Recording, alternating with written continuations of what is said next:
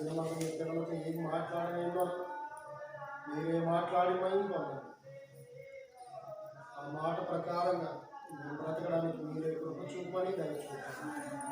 యేసు వారి పుణ్యనామం ఈ ప్రార్థన సమర్పిస్తూ ఉన్నాము తండ్రి. ఆమేన్.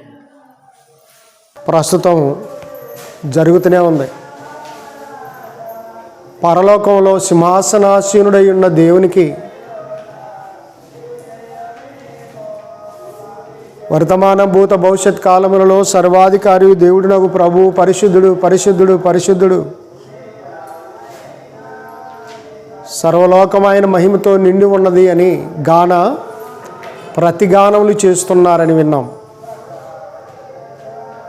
అలాగే భూమికి పునాదులు వేస్తూ ఉన్నప్పుడు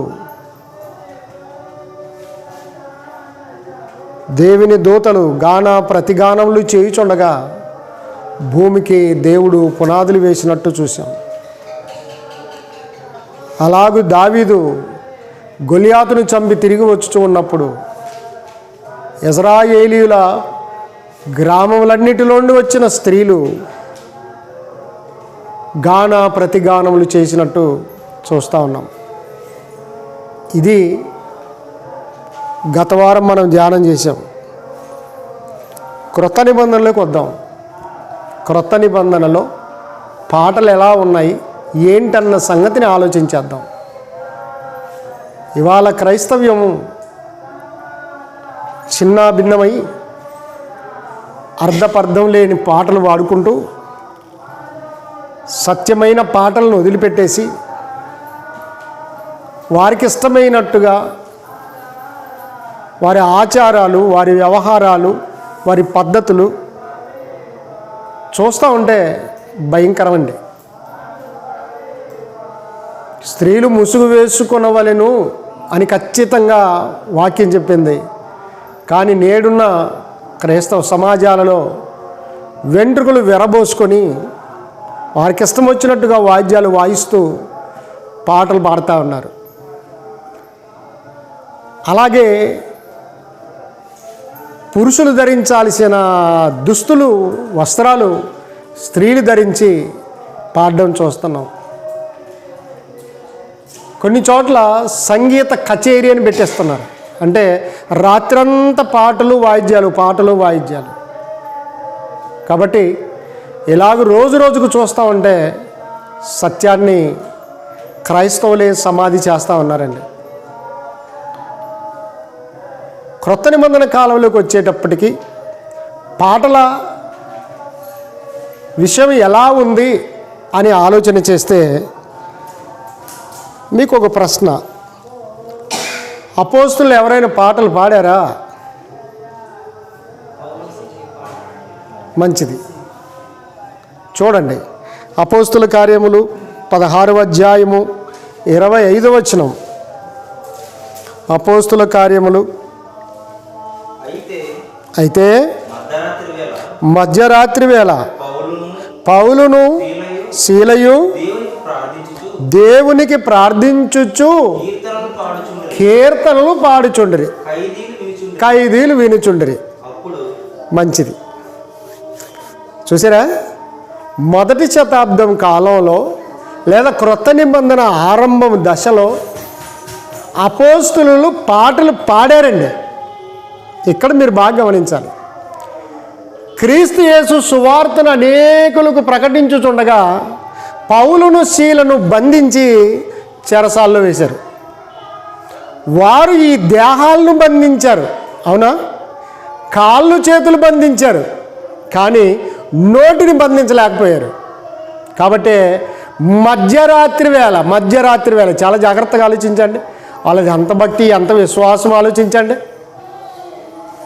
సేవకులు కదండి, అపోస్తులు కదండి, క్రీస్తు చేత ఏర్పరచబడి పంపబడిన వారు వీళ్ళు. కనుక ఈ అపోస్తులు కాళ్ళకు బండ వేసి బిగించారు, చేతులకు బండ వేసి బిగించారు. అలాగూ భయంకరమైన బాధలో ఉన్నారు, బరువులో ఉన్నారు. ఆ సందర్భంలో మధ్యరాత్రి వేళ పౌలు శీల ఏం చేశారట? ప్రార్థన చేస్తూ కీర్తనలు పాడుచుండరి. చూసారా, ఏం చేశారంట? కీర్తనలు పాడారండి.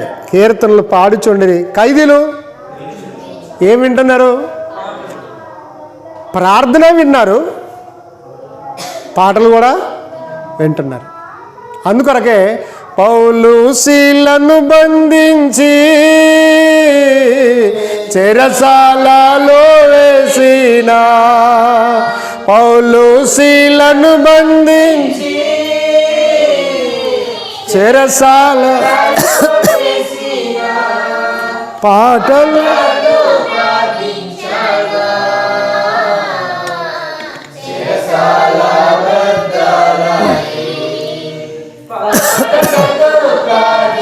కాగా చెరసాల బ్రద్దాల. అంటే పాటలతో ప్రార్థన చేస్తే చెరసాల ఏమైంది? అబ్బా ఏంటండి, మన వాళ్ళు పాడుతూ ఉంటారు, చస్తినమ్మని పాడుతూ ఉంటారు, పాటని సగం చంపేస్తూ ఉంటారు. అలా కాదండి, గంభీరంగా బిగ్గరగా. గమనించారా? దేవదూతలందరూ ఏకముగా కూడి భూమికి పునాదులు వేస్తున్నప్పుడు ఏం చేశారు? బిగ్గరగా పాడారటండి. బిగ్గరగా పాడారు, ప్రతి గానములు చేశారు. క్రొత్త నిబంధనలకు వచ్చేటప్పటికి అపోస్తలులు పాటలు పాడారా అని ఆలోచన చేస్తే చెరసాల్లో బంధించినప్పటికీ వాళ్ళు ఏం చేశారు? పాటలు పాడారు. వారు ప్రార్థన చేసి పాటలు పాడితే చెరసాలే బద్దలైపోయింది. దేవుడు భూకంపాన్ని రప్పించాడు. అంటే దేవుడు కూడా వారి ప్రార్థన విన్నాడు, వారి పాటలు విన్నాడు. కాబట్టి భూకంపాన్ని రప్పిస్తే చెరసాలంతా బద్దలైపోయిందండి.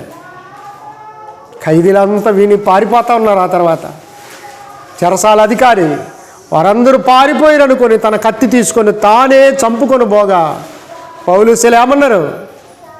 అయ్యా, నువ్వే హాని చేసుకునవద్దు, మేము ఇక్కడనే ఉన్నామనేసరికి ఈ స్వరం ఎప్పుడో విన్నాను, ఎక్కడో విన్నాను. జైలు అధికారి అప్పుడు ఆలోచన చేశాడు. రాత్రి వీళ్ళు ప్రార్థన చేశారు, రాత్రి వీరు కీర్తనలు పాడారు. బాగా గమనించారా? కనుక అప్పుడు దీపం తెచ్చి నీళ్లు తెచ్చి వారి గాయాలన్నీ కడిగాడండి. ఆ రాత్రి వారికి వాక్యం బోధించారు. ఆ రాత్రే, ఆ అర్ధరాత్రే జైలు అధికారి వారి కుటుంబం అంతా కూడా బాప్తిసం తీసుకుంది. దేవునికి స్తోత్రం. గమనించారా? అర్ధరాత్రి బాప్తిసం తీసుకున్నారండి. వారి యొక్క ప్రార్థన ప్రభావం, వారి పాటల ప్రభావం కదిలించింది. అనేకులు విన్నారు, విశ్వాసం ఉంచారు. జైలు అధికారి విన్నాడు, విశ్వాసం ఉంచాడు. జైలు అధికారికి వారి కుటుంబానికి వాక్యం చెప్పారు, నమ్మి బాప్తిసం పొంది రక్షింపడ్డారు. దేవునికి స్తోత్రం. అవునండి. కాబట్టి అపోస్తలులు పాటలు పాడారా అని ఆలోచన చేస్తే లేఖనములు పాడినట్టు మనకు కనబడుతుంది. అలాగూ పాటలు పాడిన పౌలు ఎఫెసీలో ఉన్న క్రీస్తు సంఘానికి ఉత్తరం రాస్తున్నాడు. చూడండి, ఎఫెసీలో ఉన్న క్రీస్తు సంఘానికి ఉత్తరం రాస్తూ ఉన్నాడు. ఎఫెసీ పత్రిక 5వ అధ్యాయము 19వ వచనాన్ని చూడండి. ఒకనికి ఒకడు, ఎఫెసీ పత్రిక 5వ అధ్యాయం 19వ వచనం, ఒకనికి ఒకడు కీర్తనలతోనూ సంగీతములతోనూ ఆత్మ సంబంధమైన పాటలతోనూ హెచ్చరించుచు మీ హృదయములలో ప్రభువును గూర్చి పాడుచు కీర్తించుచు మన ప్రభు అయిన యేసుక్రీస్తు పేరట సమస్తమును గూర్చి తండ్రి అయిన దేవునికి ఎల్లప్పుడూ కృతజ్ఞతాస్తుతులు చెల్లించుచు క్రీస్తునందలి భయముతో ఒకనికి ఒకడు లోబడి ఉండడు అని రాయబడింది. ఎఫెసీలో ఉన్న సంఘానికి దేవుడు పౌలు ద్వారా ఏం రాయించాడు చూడండి. ఒకనికి ఒకడు కీర్తనలతోనూ సంగీతములతోనూ అన్నాడు. అందుకొరకు మీరు గమనించాలి, ధర్మశాస్త్ర కాలములో సంగీతము వాయిద్యాలు ఉన్నాయి. సంగీతము అనగానే 2 రకాలు. మొదటిది వాయిద్య సంగీతము, రెండవది గాత్ర సంగీతం. ఏ సంగీతం? గాత్ర సంగీతం అంటే స్వర సంగీతం. చాలా జాగ్రత్తగా ఆలోచించండి ప్రేమైన దేవుని వారలారా. ధర్మశాస్త్ర కాలంలో సితారతోనూ వాయిద్యములతోనూ తాళములతోనూ దేవుణ్ణి ఆ పాటలతో స్తుతించినట్టు చూస్తాం.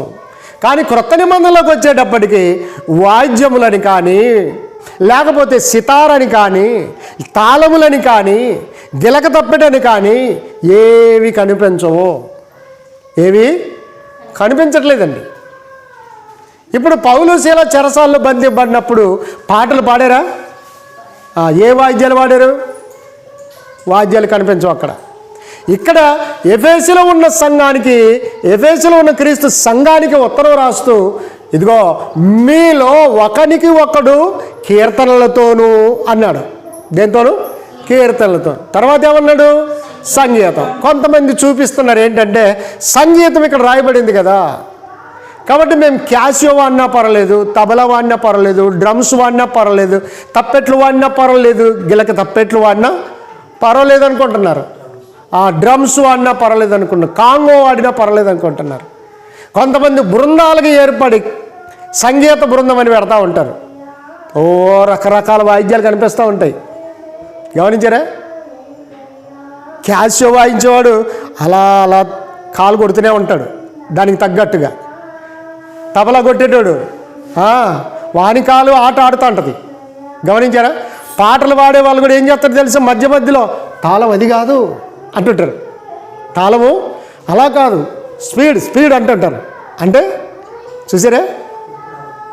అలాగే సంగీత బృందంలో చూస్తూ ఉంటే యవనస్తులు అంటారు, వాళ్ళు లిప్టిక్లు కొట్టుకొని అయ్యబాబు వారి హెయిర్ స్టైల్ ఏంటి గమనించారా? వారి పై వస్త్రం లేకుండానే అలా పాడేస్తూ ఉంటారు. వాళ్ళు కూడా జీన్స్ ప్యాంట్స్ వేసుకొని అలాగూ తాళానికి తగ్గట్టుగా నాట్యం ఆడినట్టుగా యాక్షన్ చేస్తూ ఉంటారు. ఎంత భయంకరం! క్రొత్త నిబంధనలకు వచ్చేటప్పటికీ అవన్నీ కనిపించవండి. వాద్యాల సంగతినే దేవుడు కొట్టివేశాడు ఇక్కడ. అందుకొరకు ఒకనికి ఒకడు కీర్తనలతోనూ సంగీతములతోనూ ఆత్మ సంబంధమైన పాటలతోనూ చూసారా? హెచ్చరించాలి. ఇప్పుడు బాగా ఆలోచించండి, ఎలా హెచ్చరించాలి వింటున్నారా? కీర్తనలతోనూ సంగీతములతోనూ ఆత్మ సంబంధమైన పాటలతోనూ ఏం చేయాలా? వాయిద్యాలతో హెచ్చరిస్తే ఎలా వాయిద్యాలతో హెచ్చరిస్తారండి? ఒక వ్యక్తి తప్పు చేస్తున్నాడు, ఒక వ్యక్తి రాంగ్ రూట్లో వెళ్ళిపోతున్నాడు. గమనించారా? దేవునికి వ్యతిరేక భావనలో ఉన్నాడు కాబట్టి ఆయన్ని హెచ్చరించాలి. ఆ సహోదరుణ్ణి హెచ్చరించాలి. హెచ్చరించాలన్నప్పుడు తబలా కొడితే హెచ్చరించబడతాడా? పోనీ డ్రమ్స్ కొడితే, క్యాషియో వాయించేస్తే, హార్మోనియం ఏం లేదా? వాయిద్యాల వల్ల హెచ్చరింపబడరు. అందుకొరకే కీర్తనలతోనూ సంగీతములతోనూ ఆత్మ సంబంధమైన పాటలతోనూ ఒకనికి ఒకడు ఏం చేయాలి అంటే, ఆ పాటల్లో ఆ కీర్తనలో ఆత్మ సంబంధమైన ఆ పాటల్లో ఆ సంగీతంలో ఏముంది? దేవుని వాక్యం ఉంది. ఏముందండి? దేవుని వాక్యం ఉందండి. ఆ వాక్యము ఆ మనిషికి టచ్ అవుద్ది, ఆ హృదయాన్ని తాకుద్ది.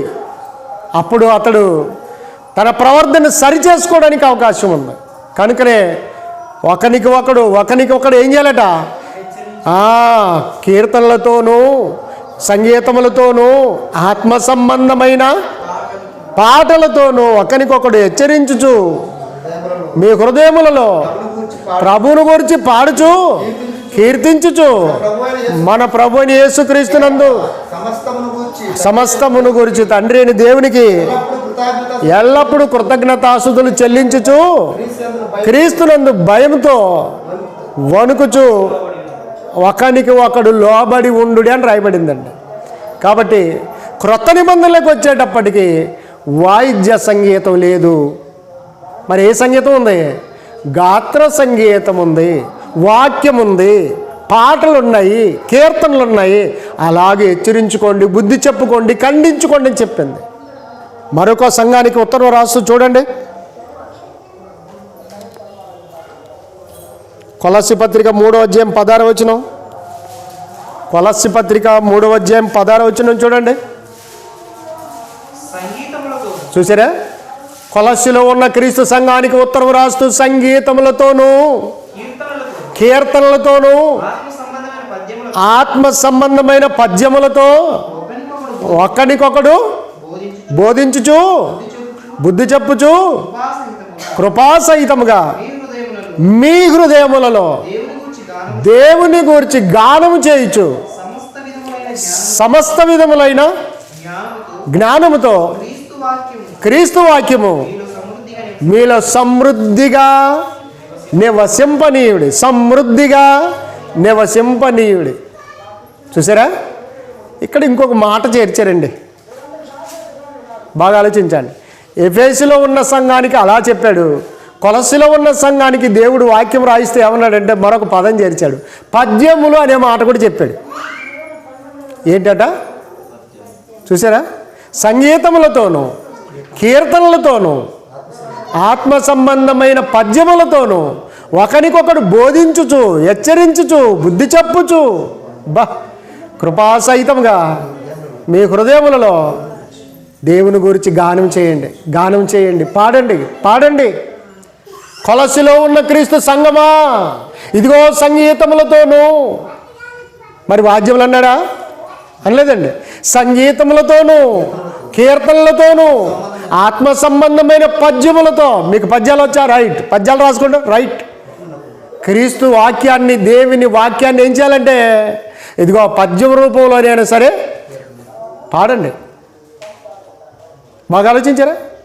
కనుక క్రొత్త నిబంధనలో ఉన్న కొలస్సీలో ఉన్న క్రీస్తు సంఘానికి ఉత్తరం రాస్తూ ఇదిగో పద్యములతో కూడా ఒకరికొకడు బుద్ధి చెప్పుకోండి, ఖండించుకోండి, బోధించుకోండి అని చెప్పబడింది. రోమా పత్రికలోకి వెళ్ళండి. రోమాలో ఉన్న సంఘానికి ఏం రాశారో చూడండి. రోమా పత్రిక 15వ అధ్యాయము 8-9 వచనాలండి. రోమా పత్రిక 15వ అధ్యాయము 8-9 వచనాలు. 8-9 వచనాలు. నేను చెప్పున్నదేమనగా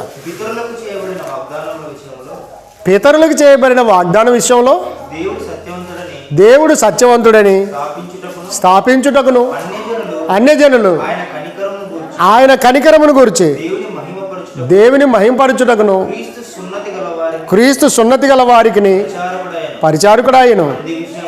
అదే విషయమై ఈ హేతు చేతను అన్యజనులలో నేను నిన్ను స్తుతింతును, నీ నామమును నీ నామం సంకీర్తనము చేయుదును అని వ్రాయబడినది. దేవునికి స్తోత్రం. అన్యజనులలో నీ నామ సంకీర్తనము చేసేదను అని ఇంకో మాట అన్నాడు చూడండి కింద. సంకీర్తనము చేసేదనని అన్యజనులారా అక్కడేనండి. మరియు సమస్త అన్యజనులారా ప్రభువుని స్తుతించుడి, సకల ప్రజలు ఆయనను కొనియాడుదురుగాక అని చెప్పింది. మంచిది. ఇప్పుడు చదివిన మాటల్లో సంకీర్తనము చేసేదను అని, నీ నామ సంకీర్తనం చేయుదును అని వ్రాయబడి ఉన్నది. ఎక్కడ చేస్తాడంటే సంకీర్తనము? సమాజం మధ్య, అన్యుల మధ్య ఏం చేస్తాడట?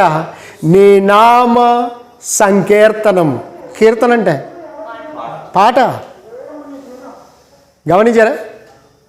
23వ కీర్తన దావీదు గారు రాశారు. ఏమని రాశారు? 23వ కీర్తన అందరికి నోటెడ్ అండి ఆ వచనం. యెహోవా నా కాపరి, నాకు లేమి కలగదు, పచ్చి గల చోట్ల ఆయన నన్ను పరుండు చేయుచున్నాడు. మంచిది. శాంతికరమైన జలముల యొద్ద నన్ను నడిపించుచున్నాడు. ఏంటంటే శాంతికరమైన జలములా? అవి ఎట్లుంటాయి? శాంతికరమైన జలాలు ఎలా ఉంటాయి? బాగా వరద పారుతుంది అనుకోండి, అక్కడికి మందని నడిపిస్తే ఏమవుతాయి? మందలు కొట్టుకుపోతాయి. బాగా గమనించారా? కనుక సముద్రం దగ్గర కూడా అలలు అలా వస్తూ ఉంటాయి అనుకోండి, అది నెమ్మది కాదు. అది రాత్రికాల సమయంలో వినాలి. సముద్రం దగ్గర కరుడు కరుడు అని అలాగా అలలు వచ్చి మళ్ళీ ఎనికిపోతూ ఉంటాయి, భయంకరమైన శబ్దం. కాబట్టి తన గొర్రెలను ఏం చేస్తాడట? శాంతికరమైన జలముల యొద్ద ఆయన నన్ను నడిపించుచున్నాడు. శాంతికరమైన జలములు అంటే ఏమనుకుంటున్నారు మరి? బాగా వరద వచ్చినప్పుడు తీసుకొని వెళ్ళి నీళ్ళు తాగండి అంటాం కాదు. కాబట్టి ప్రియమైన దేవుని వారలారా, యెహోవా నా కాపరి, నేనాయన స్వాస్యమును, నాకు నేను చెందను, నా ప్రాణమా నీకు దిగులేలనే, నా ప్రాణమా నీకు దిగులేలనే, యెహోవా నా కాపరి. గమనించారా? యెహోవా ఏమనుందండి 23వ కీర్తన? యెహోవా నా కాపరి, నాకు లేమి కలగదు. దావీదు గారు అంటున్నారు, రాత్రి జాములు యందులు, కొండలు, పర్వతాలు, లోయలు ఎక్కడ తిరిగినా యెహోవా నా కాపరి, నా కాపరి. కాబట్టి ప్రియమైన దేవుని వారలారా, జాగ్రత్తగా ఆలోచన చేస్తే కొలసిలో ఉన్న వారికి అలాగూ రాశాడు, పాటలతోనూ కీర్తనలతోనూ పద్యములతోనూ అన్నాడు. రోమపత్రికలకు వచ్చేటప్పటికి, ఇదిగో సమాజము మధ్యను, అన్ని జనుల మధ్యను నీ నామ సంకీర్తనము చేసేదను. నీ నామము సంకీర్తనం అంటే గానం చేస్తాను, నీ నామాన్ని గురించి పాడుతాను అన్నాడండి. పాడుతానన్నాడు. ఎవరి మధ్య? అన్ని జనులందరి మధ్య. అన్ని జనులందరూ కూడా నీ నామ గణితం తెలుసుకోవాలి. అన్ని జనులందరూ నీ ఆశ్చర్యకార్యాలు తెలుసుకోవాలి. అన్ని జనులందరూ నీ గొప్పతనాన్ని తెలుసుకోవాలి. కనుక వారి మధ్య నేను సంకీర్తనము చేసేదను అంటే పాడేదను అన్నాడండి. కాబట్టి ప్రియమైన దేవుని వారలారా, క్రొత్త నిబంధనలో ఇలాగు పాటలు మనకు కనిపిస్తాయి. హెబ్రీ పత్రిక 2వ అధ్యాయము 11-12 వచనాలు. హెబ్రీ పత్రిక 2వ అధ్యాయము 11-12 వచనాలు. పరిశుద్ధ పరచు వారికిని, పరిశుద్ధ పరచబడి వారికిని అందరికి ఒకటే మూలము. ఈ హేతువు చేత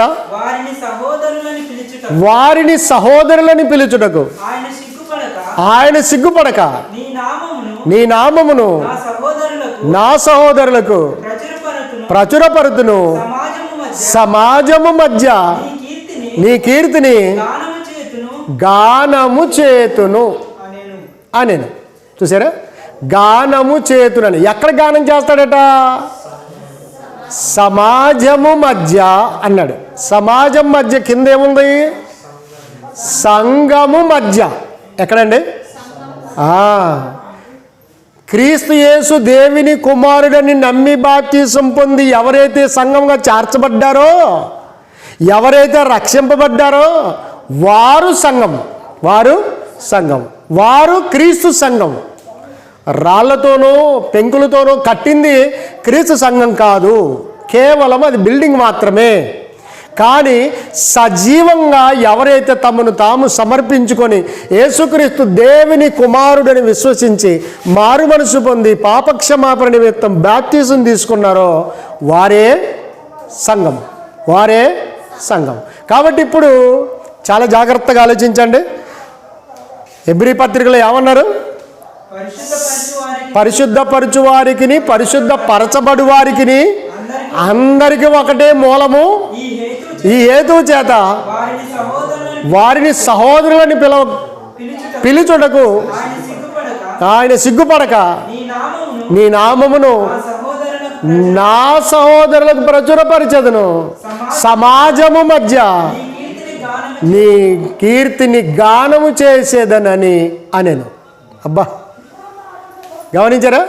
సహోదరుల మధ్య నీ నామ ఘనతను గురించి ప్రచురిస్తాను, అదే సమాజము మధ్య, సహోదరుల మధ్య నిన్ను గురించి ఏం చేస్తాను? గానము చేస్తాను. అబ్బా, సంఘము మధ్య నిన్ను గూర్చి, నీ కీర్తిని గూర్చి ఏం చేస్తాడట? గానం చేస్తాడటండి. కాబట్టి క్రొత్త నిబంధనలో పాటలు పాడారా? పాడారు. ఇప్పుడు సంఘము మధ్య అన్నప్పుడు ఎలా పాడాలి? వాయిద్యములతో పాడేదను, 10 తంతుల సితారతో పాడేదని ఉందా? చూసారా? ఇక్కడ చూస్తుంటే సహోదరుల మధ్య పాడతానన్నాడు, సంఘము మధ్య గానం చేస్తానన్నాడు. మరి వాయిద్యాలతో గానం చేస్తాను, సితారతోను పాడతాననలేదండి. ఒక మిరియాముని తీసుకోండి, గమనించారా? యాజకులను తీసుకోండి, లేవీలను చూసుకోండి. ఇదిగో వారు స్వరమండలమును, సితారాను, వాయిద్యములను, తాళములను గమనించారా? వీటన్నిటిని తీసుకొని ఇదిగో వీరు వాయించువారు, వీరు కీర్తనలు పాడువారు, వీరు బలులు అర్పించువారు, వీరు బలులు తెచ్చువారు. ఇదంతా ఆరాధన క్రమం చెప్పాడు. ఆ ఆరాధన క్రమములో వాయిద్యాలు ఉన్నాయి. మరి క్రొత్త నిబంధనకు వచ్చేటప్పటికి సహోదరుల మధ్య నిన్ను గూర్చి ప్రచురించదను, సంఘము మధ్య, సమాజం అంటే సంఘము మధ్య నీ నామ కీర్తనం, నీ నామాన్ని కీర్తించదను, పాడేదను అని చెప్పాడు. పాడతానని చెప్పాడు కానీ వాయిద్యాలతో పాడతానని కానీ తాళములతో పాడతానని కానీ అనలేదు. కాబట్టి క్రొత్త నిబంధనలో వాయిద్య ప్రసక్తే కనబడదు, లేదు. అందుకొరకే క్రీస్తు సంఘములలో ఎక్కడ ఇలాంటి వాయిద్యాలు ఉండవు. కానీ డినామినేషన్ వాళ్ళు ఏమంటారంటే వాయిద్యాలు ఉండాలా? దావీదు ఏం వాడాడు? వాయిద్యాలు వాళ్ళేదా? కీర్తన ఎత్తుడి గిలక తప్పిడా పట్టుకోండి రాయబడలేదా? 10 తంతుల సితారాతో దేవుణ్ణి స్తుతించలేదా? కాబట్టి బైబిల్లో ఉన్నాయి, మేము వాడుతున్నాము అంటున్నారు. రైట్, మంచిదే. బైబిల్లో పాత నిబంధనలో ధర్మశాస్త్ర కాలంలో వాయిద్యాలు ఉన్నాయి కాబట్టి వాడతామంటున్నారు, అవునా? మరి అదే ధర్మశాస్త్ర కాలంలో సున్నతి ఉంది. ఏముంది? సున్నతి ఉంది. సున్నతి ఎందుకు చేసుకోరాదు? అది లేదు కదా అంటారు. ఓకే, ధర్మశాస్త్ర కాలంలో బలులున్నాయి, మరి ఇప్పుడు మీరెందుకు బలులు అర్పించట్లేదు? యేసుక్రీస్తు బలి అయ్యాడు అంటే బలి దగ్గరకు వచ్చేటప్పటికి యేసుక్రీస్తు బలి అయ్యాడు, ఇంకా అవసరం లేదంటున్నారు. సున్నతి అంటే అది ధర్మశాస్త్ర కాలం కాబట్టి సున్నతి పెట్టాడు, ఇక్కడ లేదు అంటున్నారు. మరి వాయిద్యాల దగ్గరికి వచ్చేటప్పటికి పాత నిబంధనలు ఉన్నాయి కదా, పాత నిబంధనలు 99 మంది అదే చెబుతున్నారు. పాత నిబంధనలు ఉన్నాయి, క్రొత్త నిబంధనలు చూపించవయ్యా. ఎక్కడ చూపించాలి? క్రొత్త నిబంధనలు చూపించాలి. ఎక్కడ కనిపించదండి. పౌలు శీలం తీసుకోండి, ఇంకా బర్నబాను తీసుకోండి, ఆదిమ అపోస్తులను తీసుకోండి, ఆదిమ క్రైస్తవులను తీసుకోండి, మొదటి శతాబ్ద క్రైస్తవులు తీసుకోండి. ఎఫెసులో ఉన్న సంఘంలో కానివ్వండి, కొలసీలో ఉన్న సంఘంలో కానివ్వండి, రోమాలో ఉన్న సంఘంలో కానివ్వండి, గలతీలో ఉన్న సంఘంలో కానివ్వండి, ఏ ఒక్క క్రైస్తవుడైన వాద్యాన్ని వాయించాడా? ఎక్కడ చూసినా ఆరాధించారు. బాగా గమనించారా? కానీ అక్కడ వాయిద్యాలతో ఆరాధించలేదు. వారు పాటలు పాడారు, కీర్తించారు, ఆత్మ సంబంధమైన పద్యాలతో కూడా దేవుని స్తుతించారు. కానీ వాయిద్యాలు లేవు. ఏమి లేవు? వాయిద్యాలు లేవు.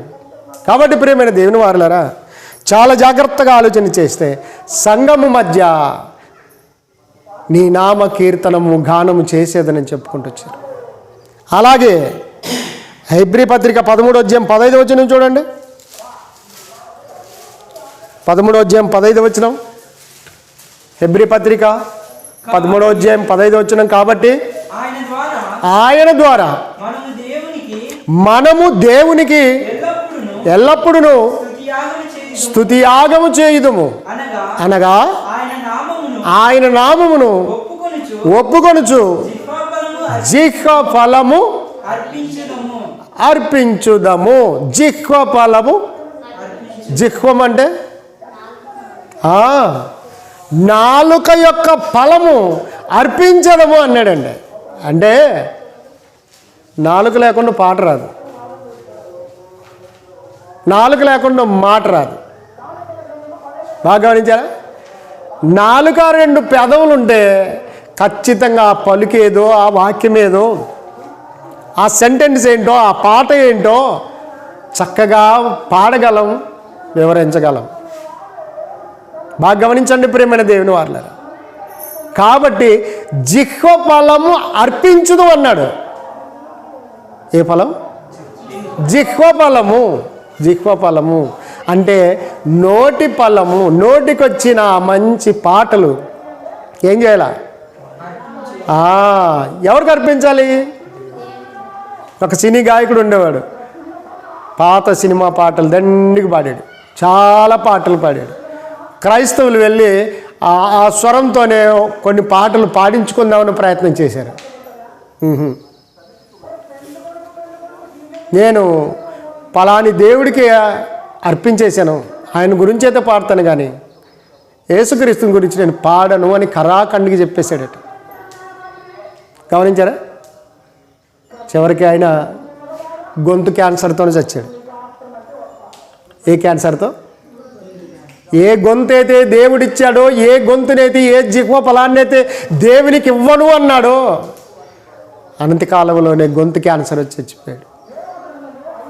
గమనించండి ప్రియమైన దేవుని వారలారా. ఆ మధ్య సినీ గాయకురాలు, ఆమె దగ్గర కొంతమంది వెళ్ళారు. బాగా గమనించండి. ఈరోజు పాడారు అనుకుంటాను, ఆ పాట జ్ఞాపం చేస్తారు.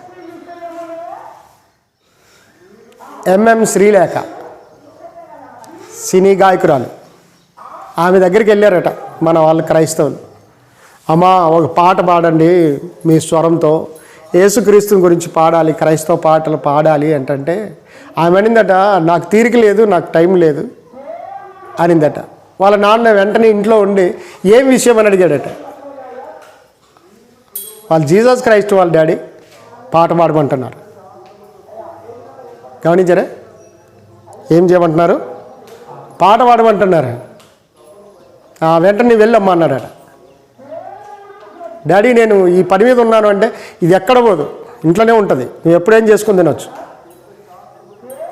ముందు వెళ్ళి పాట పాడమన్నాడట. ఇక మా నాన్న మాట తీసేయలేక వెళ్ళాను అని చెప్తుంది ఆమె. వెళ్ళి ఏ పాట పాడింది తెలుసా?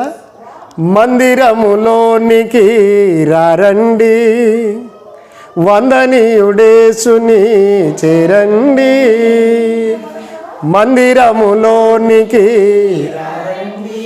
గమనించారా?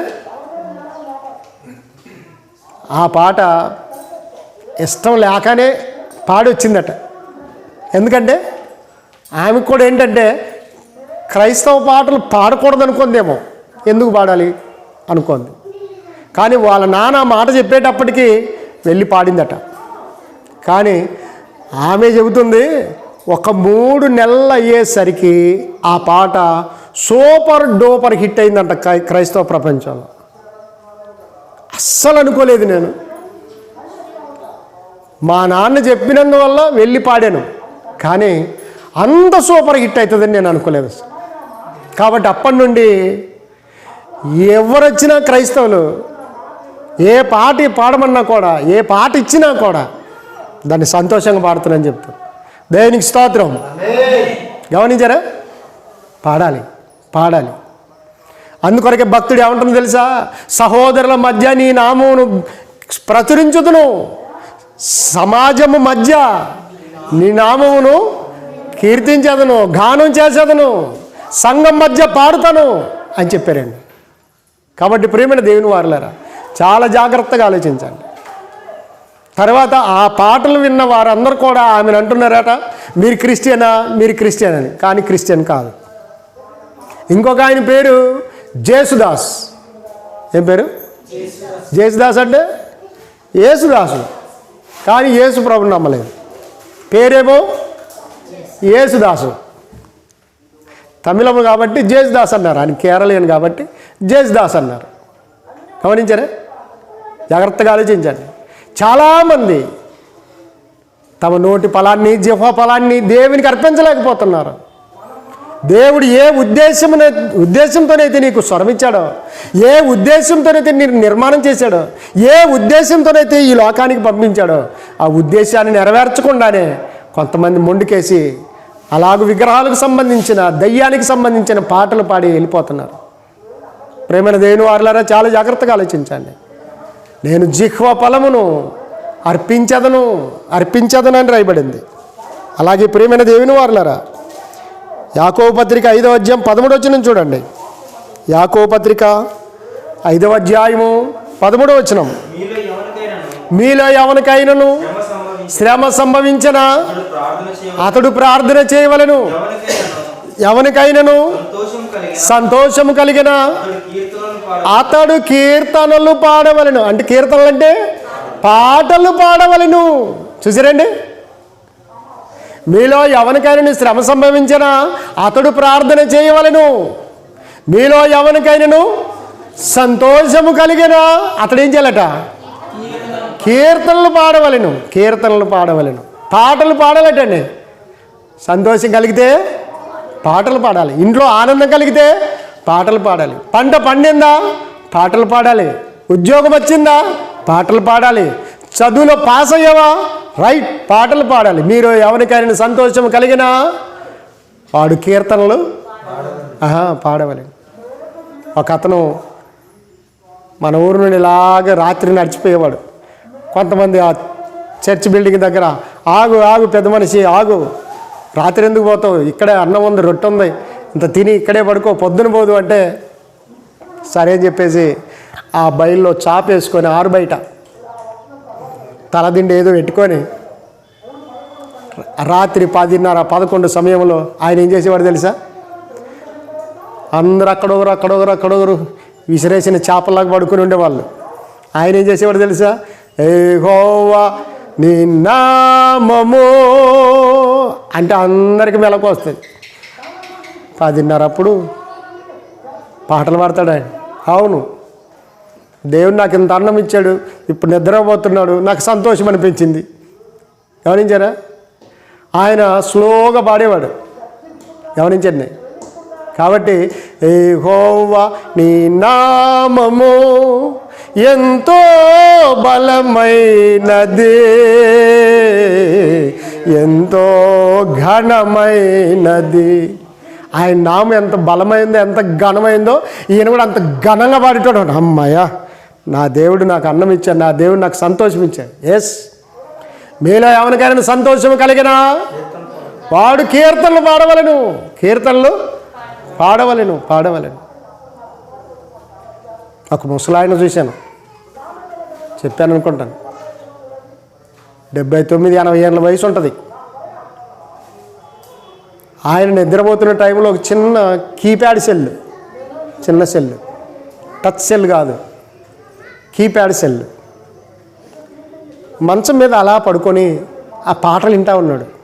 ఏంటా అని కొంచెం రాత్రి టైంలో నేను కూడా వాకింగ్ చేస్తాను, భోజనం చేసిన తర్వాత రోడ్డుకు అలా వాకింగ్ చేస్తున్నప్పుడు ఆయన దగ్గరకు పోయాను. ఆయన ఏం పాటలు పెట్టినాడు తెలుసా? ఎన్నేళ్ళ వయసు? 79-80 ఉంటాయి. నన్ను దోచుకుందు వాటి అని పాట పెట్టుకున్నాడు. ఇంకెవరు దోచుకుంటారా నిన్నెవరు దోచుకుంటారు? నువ్వెవరిని దోచుకుంటావు? ఏం పాటలు ఇవి? కాటికి కాళ్ళు చాపావు, ఇక రేపో మాపో పోతావు. ఈ పాటలేంటి? సార్ సలాం సార్ వచ్చినావా అన్నప్పుడు బంద్ చేస్తాడు దాన్ని. దేన్ని? నన్ను దోచుకుందు బట్టే వద్దు, సార్ వచ్చాడు అని బంద్. కూర్చో సార్ కూర్చో. ఇంకేం కూర్చుంటావయ్యా, కూర్చున్నంత పాట పెట్టినావు. ఇంకా గమనించారా? ఆ వయసులో ఉన్న వాళ్ళు కూడా ఆ పాటలు పెట్టుకున్నారు అంటే యంగర్స్ ఏ పాటలు పెట్టుకోవాలి, యూత్ ఏ పాటలు పెట్టుకోవాలి చెప్పండి? మీ జీవబలాన్ని దేవునికి అర్పించాల్సింది పోయి ఏ పాటలు వింటున్నారు? అల్లరితో కూడిన ఆటపాటలు అని చెప్పింది గలతీ పత్రికలో. అల్లరితో కూడిన ఆటపాటలు అంటే ఆ పాటలు కూడా ఉన్నాయి చూడండి, జాగ్రత్త అని చెప్పాడు గలతీలో ఉన్న సంఘానికి. శరీర కార్యములు స్పష్టమైన అని చెప్పి చివరిలో అల్లరితో కూడిన ఆటపాటలు మొదలగునవి అన్నాడు. ఇంకా వాటన్నిటిని ఎందుకు రాయాలి అని చెప్పేసి మొదలగునవి అన్నాడు. 70-80 ఏళ్ళు వాడు కూడా ఇప్పటికి ఇంకా నా వయసు 116 116 అంటే 116 ఏళ్ళోడు కూడా 16 ఏళ్ళోడు అంటే ఇంకేం చెప్పాలి? ఏ పాటలు పాడాలి, ఏ పాటలు వినాలి, ఎవరిని గురించి పాడాలి? యెహోవాను గురించి పాడుడి. బాగా గమనించండి. కీర్తనలు 100 చూడండి, 3వ వచనం చూడండి. 100వ కీర్తన 3వ వచనం చూడండి.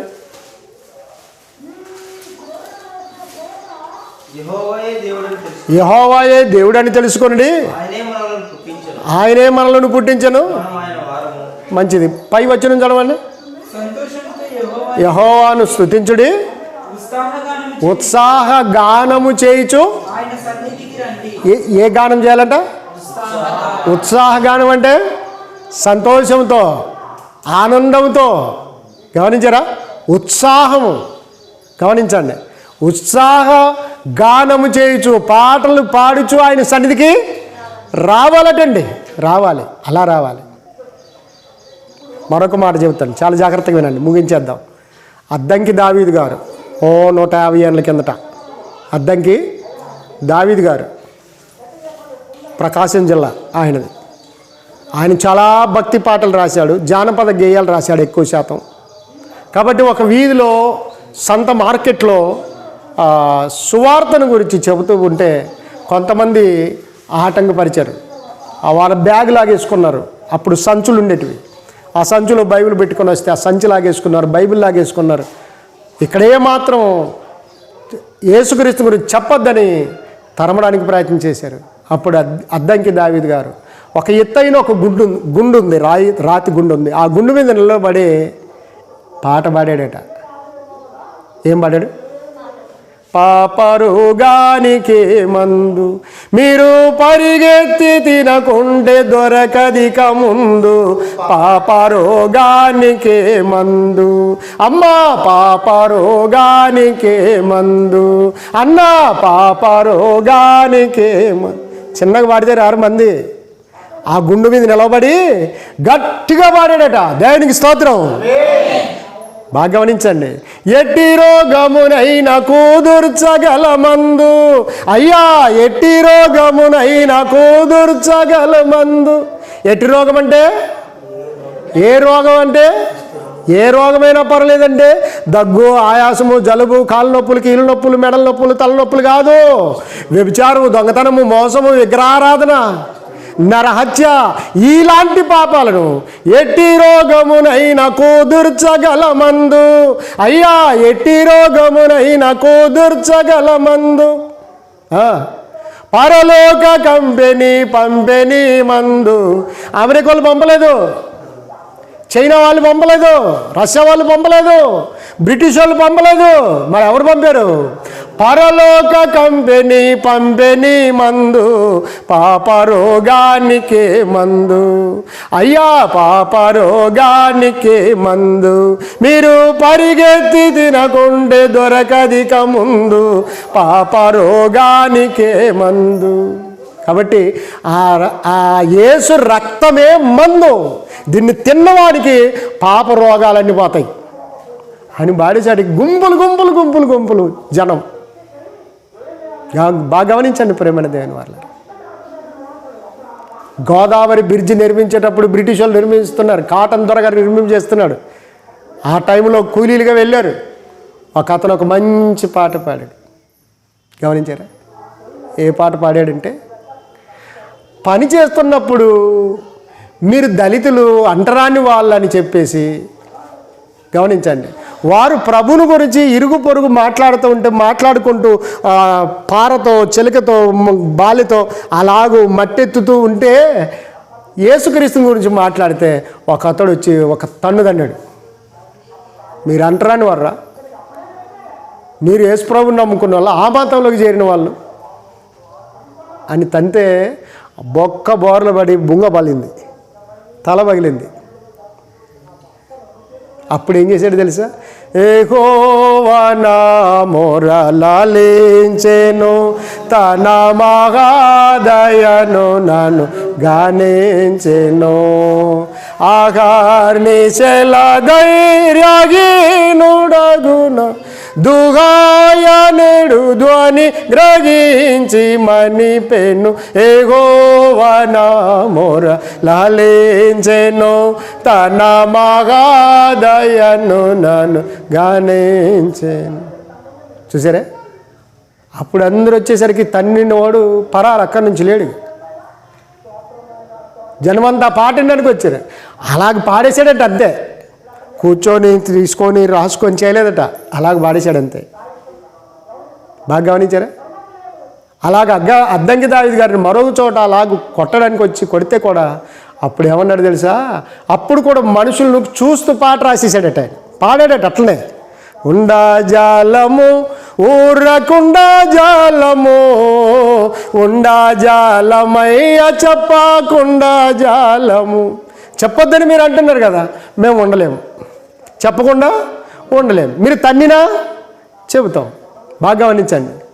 భక్తులను చంపినట్లు పట్టి మమ్ము చంపినాను, భక్తులను చంపినట్టు పట్టి మమ్ము చంపినాను, ఉండా జాలమయ్య చెప్పకుండా జాలము, ఉండా జాలము ఊరకుండా జాలము, ఉండా జాలమయ్య చెప్పకుండా జాలం. మీరేమైనా చేసుకోండి, పౌలు శీల భక్తుల్లాగా జైల్లోకి వేస్తారా? అయినా చెప్పకుండా ఉండలేము. వాళ్ళే ఉండలేకపోయారు. ఎవరు? పౌలు శీలలు ఉండలేకపోయారు. చాలాసార్లు బద్దలైటట్టు పాడారు. మేము పాడతాం. దేవునికి స్తోత్రం, దేవునికి స్తోత్రం. కాబట్టి ప్రేమైన దేవుని వారులారా, ఏమనుంది యాకోబు పత్రిక 5వ అధ్యాయం 13వ వచనంలో, మీలో ఎవరికైనా సంతోషం కలిగినా వాడు కీర్తనలు పాడాలి, కీర్తనలు పాడాలి. పరీక్షల్లో పాస్ అయ్యమన్నా పార్టీస్తావా? పార్టీస్తావా ఏంటి? పార్టీ అంటే తెలుగుదేశం పార్టీ, వైసీపీ పార్టీ, మరి ఏ పార్టీ? గమనించారా? మందు పార్టీ. గమనించారా? తెలుగుదేశం వాళ్ళు, వైఎస్ఆర్ కాంగ్రెస్ వాళ్ళు, ఇంకా పవన్ కళ్యాణ్ వాళ్ళు, ఇంకా ఎవరెవరెవరెవరు వచ్చారు. వారి ప్రచారానికి యవనస్తులు చాలామందిని తీసుకెళ్ళారు. వాళ్ళకి కూలీలు ఇచ్చారు. పర్వాలేదు కూలీలు ఇచ్చినా పర్వాలేదు, కానీ ప్రతి ఒక్కరికి తాగడానికి ఇచ్చారు, క్వార్టర్లు ఇచ్చారు, మందు ఇచ్చారు. అంటే యువతనంతా కూడా ఈ పార్టీలు ఏం చేసాయి? అధికారం ఉన్న పార్టీ కానివ్వండి, ప్రతిపక్ష పార్టీ కానివ్వండి, ఇంకో పార్టీ, రాజకీయ పార్టీ ఏదైనా కానివ్వండి, యువతని చెడిపేసింది, పాడు చేసింది. గమనించారా? వాళ్ళ మేలు కోసం, వాళ్ళ ప్రచారం కోసం, వారి పేరు ప్రఖ్యాతుల కోసం, వారి పార్టీ ప్రచారం కోసం యువతని ఏం చేశారు తెలుసా? మత్తుతో నింపేశారు. బాగా గమనించండి. తాగుబోతుకి తల్లిదండ్రులు ఏం చేయాలి తెలుసా? ధర్మశాస్త్ర కాలంలో 2-3 సార్లు వాడిని హెచ్చరించాలి, మానుకోమని చెప్పాలి. తల్లిదండ్రుల మాట వినని ఎడల ఇజ్రాయేలు పెద్దలందరి దగ్గరికి తీసుకొని రావాలి. వారి మాట కూడా వినని ఎడల వాడిని ఏం చేయాలి? తాగడం మానకపోతే వాడిని ఏం చేయాలి తెలుసా? పాలెం వెలుపలికి తీసుకొని వెళ్ళి రాళ్లతో కొట్టి చంపాలి. ఎవరిని? తాగుబోతుల్ని. బాగా గమనించండి. కాబట్టి ప్రియమైన దేవుని వారులారా, ఆడి పాడి ఈలాగు తాగి తందనాలు ఆడుతూ ఉందండి యువత. చాలామందిని చెడిపింది ఈ రాజకీయ పార్టీలే. కాబట్టి ప్రియులారా, చాలా జాగ్రత్తగా ఆలోచించండి. మీరు ఎవరికైనా సంతోషం కలిగిందా? వాడు ఏం చేయాలి? కీర్తనలు పాడాలి. ఎవరిని గురించి పాడాలి? యెహోవాను గురించి పాడుడి, ఆయన నామ సంకీర్తనం పాడుడి, ఆయన గురించి గానం చేయుడి, సంతోష గానం చేయించు ఆయన సన్నిధికి రండి. అందుకొరకే ప్రియమైన దేవుని వారులారా, ఆ రోజుల్లో సేవకులు, పూర్వకాలంలో సేవకులు మన మధ్యకు వస్తే వాళ్ళు ఏం చేసేవారు తెలుసా? రాండి రాండి యేసుని యొద్దకు రామనుచున్నాడు, రాండి రాండి యేసుని యొద్దకు రామనుచున్నాడు. కాబట్టి అలాగే యేసు యొద్దకు రండి అని పాడేవాళ్ళు, యేసుని గురించి పాడేవాళ్ళు, సువార్తను గురించి పాడేవాళ్ళు, వాక్యం గురించి పాడేవాళ్ళు. అలాగే ప్రియమైన దేవుని వారులారా, 1 కొరింథీ పత్రిక 14వ అధ్యాయం 15వ వచనం, ఆ వచనాన్ని చదువుకొని ముగించేద్దాం. 1 కొరింథీ పత్రిక 14వ అధ్యాయము 15వ వచనం. కాబట్టి ఆత్మతో ప్రార్థన ఆత్మతో ప్రార్థన చేతును, మనస్సుతోనూ ప్రార్థన చేతును, ఆత్మతో పాడుదును. ఏంతో పాడతాడంట? ధర్మశాస్త్ర కాలంలో వాళ్ళందరూ ఏం చేశారు? సితారతో పాడుదును, తాళములతో పాడుదును. గమనించారా? అలాగు గిలక తప్పెట పట్టుకొని కీర్తన ఎత్తేదును అని అక్కడ రాయబడింది. కానీ క్రొత్త నిబంధనలకు వచ్చేటప్పటికి పౌలు గారు కొరింథీలో ఉన్న క్రీస్తు సంఘానికి ఉత్తరం రాస్తూ 1 కొరింథీ 14:15 ఏమన్నాడు? ఆత్మతో ప్రార్థన చేయుదును, మనసుతోనూ ప్రార్థన చేయుదును, ఆత్మతోనూ పాడుదును, మనసుతోనూ. కొంతమంది ఏం చేస్తారు తెలుసా? ఆరాధనకి వచ్చేసరికి 2-3 పాటలు ఉత్సాహంగా పాడిరేమో, ఉత్సాహంగా పాడతారు. ఆ తాళాలు వాద్యాలు ఉత్సాహంగా అబ్బా సంబరంతో వాయించేస్తారు. ఎప్పుడైతే పాటలన్నీ అయిపోయినో ప్రార్థన చేద్దాం అనేటప్పటికి వెళ్ళిపోతారు. ఎక్కడికి? ఇంకా అయిపోయింది. అంటే మా పాటల కార్యక్రమం అయిపోయింది, ఇక వాక్యము కానుక ఇంకేమేముందో ఇంకా మీరే చూసుకోండి. పాటల వరకే మా పని. అది కూడా ఆ 2 పాటలు నేను పాడాలనుకున్నాను, వచ్చాను. నాతో ఒక ఆయన అన్నాడు, సార్ మీ సంఘానికి రావాలని. సార్ మంచిది, సంతోషం. ఏం విషయం అన్నాను. మంచి పాటలు పాడతాడనమాట ఆయన. వాద్యాలు ఒక్కటి పెడితే మీ చర్చికి నడుచుకుంటా సార్. ఏంటట? వాద్యాలు ఒక్కటి పెడితే మీ సంఘానికి నేను నడుచుకుంటా. పాట పాడితే కరిగిపోతారు సార్. నువ్వు పాట పాడొచ్చు, రండి పాట పాడండి అన్నాను. కానీ వాద్యాలు కావాలి. వాద్యాలు లేకుండా ఆయనకు పాట రాదట. ఏం రాదట? పాట రాదట. ఇంకేం పాట అది? మరి పౌలు శీలను చూడండి, చెరసాల్లో వాద్యం లేకుండా పాటలు పాడారా పాడలేదా? వాద్యం ఉంటేనే నేను పాట పాడతా ఉన్నారా? మరి కొలసిలో ఉన్న సంఘానికి అలాగే చెప్పాడా? ఎఫెసులో ఉన్న సంఘానికి అలాగే చెప్పాడా? బాగా ఆలోచించండి. ఇప్పుడు అదే పౌలు గారు కొరింథీలో ఉన్న క్రీస్తు సంఘానికి ఉత్తరం రాస్తూ ఆత్మతోనూ ప్రార్థన చేయుదును, మనసుతోనూ ప్రార్థన చేయుదును, ఆత్మతోనూ పాడుదును, మనసుతోనూ గిలక తప్పెటతోనూ పాడుదును, కాంగోతోనే పాడుదును, డ్రమ్స్తోనే పాడుదును, తాళములతోనే పాడుదును అన్నాడా? లేదండి. ఆత్మతో పాడుతాను, మనసుతోనూ పాడుతానన్నాడండి. కాబట్టి మనసు పెట్టి ఏదైతే సత్యమైన పాట ఉందో, ఏదైతే వాక్యానుసారమైన పాట ఉందో దాన్ని పాడి ప్రభును స్తుతించు, దేవుని స్తుతించు, దేవుని గణపరచు. అంతేకాని ఏదో రాళ్ల పొలంలో గుంట కొట్టినట్టు పాడి వెళ్ళిపోవద్దు, సరైంది కాదు. కాబట్టి ప్రియమైన దేవుని వారలారా, క్రొత్త నిబంధనలో అపోస్తలులు పాటలు పాడారు. క్రొత్త నిబంధనలో కొలస్సులో ఉన్న క్రీస్తు సంఘం వారు పాటలు పాడారు. అలాగూ ఎఫెసులో ఉన్నవారు పాటలు పాడారు, రోమాలో ఉన్నవారు పాటలు పాడారు, కొరింథీలో ఉన్నవారు పాటలు పాడారు. వారి మధ్య ఏం చేస్తున్నట్టు పౌలు? మనసుతోని పాడతాను, ఆత్మతోను కూడా పాడుతాను. కొంతమంది ఏం చేస్తారు తెలుసా? కూని రాగాలు అంటుంటారు. ఏ రాగాలు అంటే ఎట్లాంటివి? బయట కనపడదు కానీ పలుకుంటూ పోతుంటారు అన్నమాట. అలాగే ఏదో పని చేసుకుంటూ కూడా ఏం చేస్తారు తెలుసా? పదాలన్నీ కూర్చిన, స్వరాలన్నీ చేర్చిన నిన్ను రాదా? పదాలన్నీ చేర్చిన, స్వరాలన్నీ కూర్చిన నిన్ను గూర్చి వివరించగలనా? ఇక్కడ పాత పాటే సరిపోయింది.